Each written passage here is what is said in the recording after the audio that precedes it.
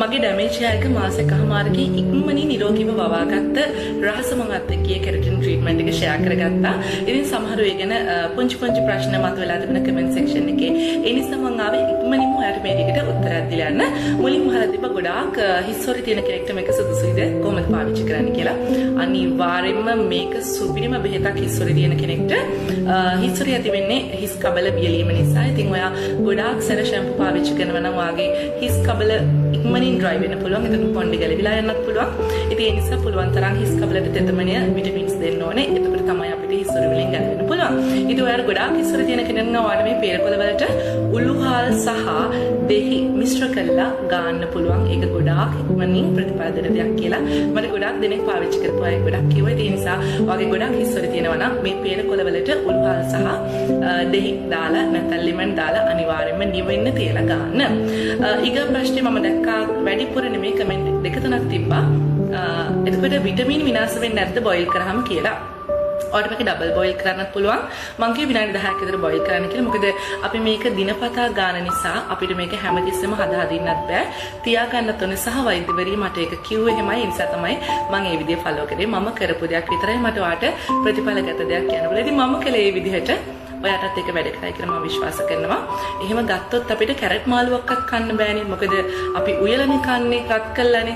එතකොට උයනකොට එහෙනම් කොච්චර කැරට් වල ගුණ නැති වෙන්න ඕනද? ඉතින් විටමින් C කියන එක අනිවාර්යයෙන්ම තාපයට සෙන්සිටිව්.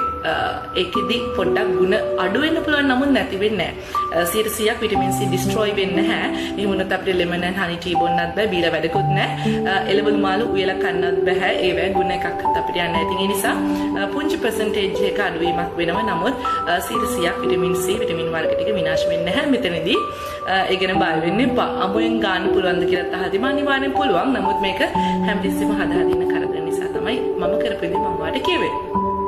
ඊගාව සැර ෂැම්පු වර්ග තමයි වෙළඳපොලේ තියෙන්නේ. මොනවද ඔයා රෙකමෙන්ඩ් කරන්නේ කියලා මගෙන් අහලා තිබුණා.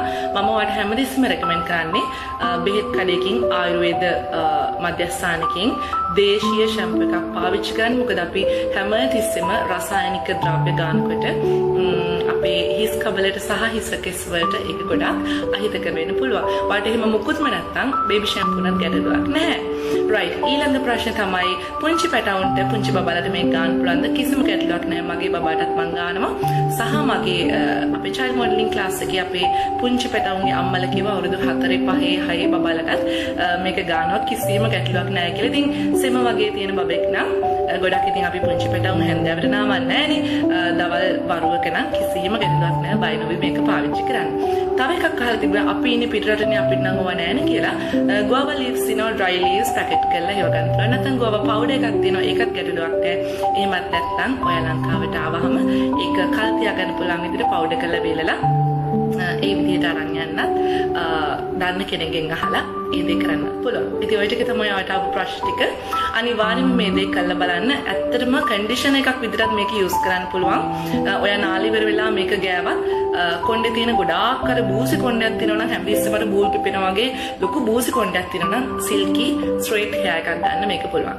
ආයෙ මට අහලා තිබුණා මම දැක්කා කොණ්ඩේ ස්ට්‍රේට් කරපු අයට මේක කරන්න පුළුවන් කියලා. අනිවාර්යයෙන්ම අපි කොණ්ඩේට මොනවා කියලා තිබ්බත් මේකෙන් පෝෂණයක් එන්නේ. ඉතින් මේක කෙරටින් ට්‍රීට්මන්ට් එකක් විතර වැඩ කරනවා.